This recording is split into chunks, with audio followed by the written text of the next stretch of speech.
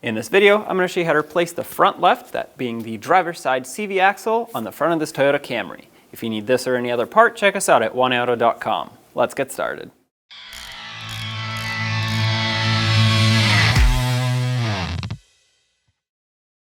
If your vehicle has a locking lug nut, it should have one of these locking keys that goes on it.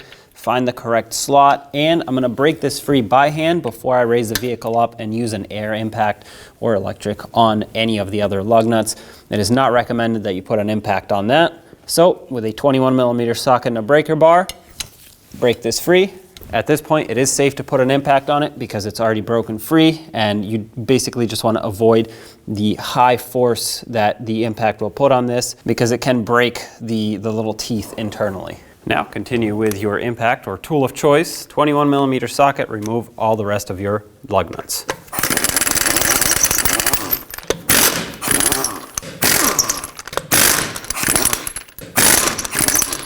Remove your wheel. If it's stuck, give it a little tap, it should pop right off.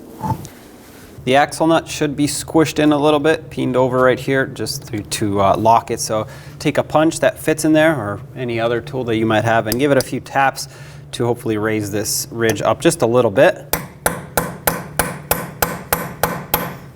Now take a 30mm 12-point socket and remove your axle nut. If you don't have a powerful impact to do this with, it's going to take quite a bit of force by hand. You're going to want to either put the wheel back on and pop the center cap off, put this on the ground and just use the breaker bar, or you can put a pry bar between the studs, but if you have an impact, that is going to be a whole lot easier. There we go. Next, you want to make sure the axle pushes through the hub. This one is fairly stuck on here, so I want to take a rubber mallet and try to tap it through. There we go. Looks like it started to move. That's good. I'm going to spray some rust penetrant in there. Well, more, because I already sprayed it all over. And then I'm going to work it back and forth a little bit. Now, if this is really stuck for you, what you can do is either put the axle nut back on, flush, and then use a steel hammer, or take a punch right in the center there and punch it through. You want to make sure this moves so that when we pull the knuckle away, it doesn't separate the inner CV joint of the axle. Next, I'm going to remove the hardware that holds the ball joint onto the control arm. You should have 3 17mm fasteners. This has already been replaced for me, so only this one's a 17.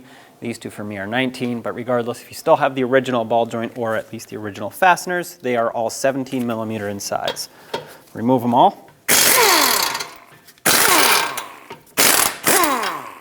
Now you can grab the control arm, pry it down, and move this ball joint out of the way to allow the control arm to go back up safely. And now we can push this knuckle forward and get the axle out. Make sure that CV axle pushes through the hub.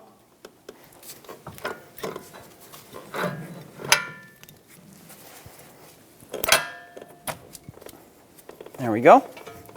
Now from underneath, grab a pry bar and pry the axle right out of the transmission. You'll have to have a pry bar that has quite a bit of leverage on it.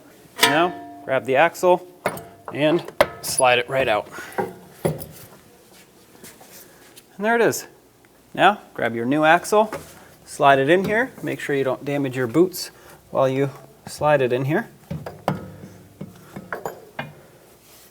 And on this end, carefully slide it into the transmission.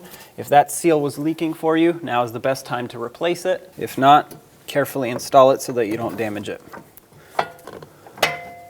Okay, give this a couple twists so it can actually line up with those splines.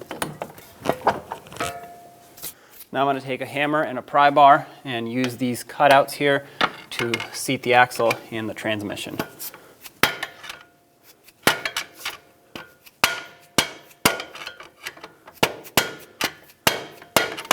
That's fully seated right there. Definitely inspect it right here to make sure it's fully seated. You don't want anything to leak there, and you obviously don't want this axle to pop out, so make sure it's good. I strongly recommend covering the splines of the axle with some grease or anti-seize. That way it'll prevent it from seizing up in the hub, and it will come out a lot easier next time. Just a thin layer all the way around will do the job. You don't need to add a lot. If you add too much, it's actually just going to squish out as you drive the axle in, so keep that in mind.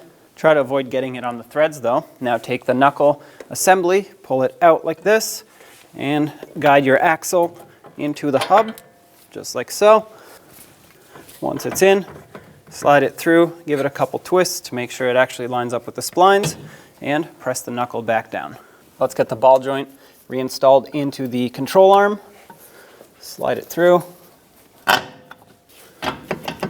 Start the mounting nuts on. Snug these up. And now that those are lined up, the bolt should start in with no problem, so tighten this one up as well. So here's the deal. For torquing these fasteners, this is the original hardware off of the other side. There are actually two different torque specs. If your flange on the mounting nut is 20 millimeters wide, so you're going to have to measure it, the torque for these mounting nuts will be 55 foot-pounds. However, if they are 22 millimeter in size, meaning larger, they cover a bigger surface area, the torque is actually 68 foot-pounds. So you're going to want to make sure you torque them right. I have these replacement fasteners here, so I'm just going to go for 68 foot-pounds since they are actually bigger, so they would correspond to the bigger nut and bolt size of the original hardware. But those are the two different torque specs that you should follow. So 68 foot-pounds, here we go.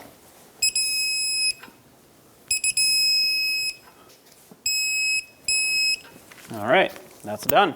The torque for this axle nut is 217 foot-pounds. I'm going to drive it down with my impact, and then of course I will torque it. It is important that you properly torque this so the bearing doesn't have either too little or too much pressure clamped down on it.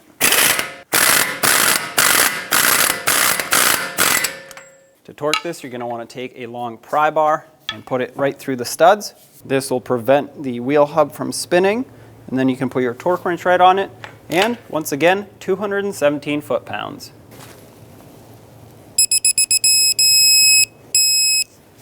That's it right there.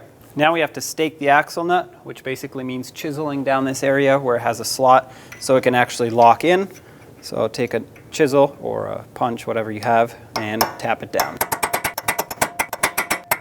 That's good right there. You don't need to completely smash it down, just enough to prevent this nut from backing off by itself in case it decides to do so. Let's get the wheel back on. Put on all 5 of your lug nuts, bottom them out, and then we'll torque them in a cross pattern to 76 foot-pounds.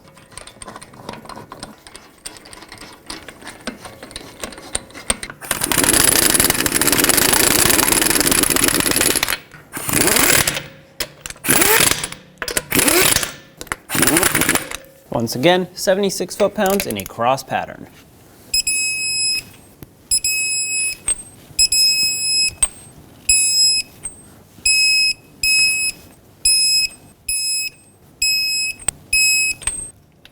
There you have it. Don't forget to get an alignment. I hope you enjoyed this video, and I hope it was helpful. If you have anything to say, leave it in the comments section below. And as always, don't forget to subscribe and hit that bell so you can stay up to date with all of our latest content. Thanks for watching.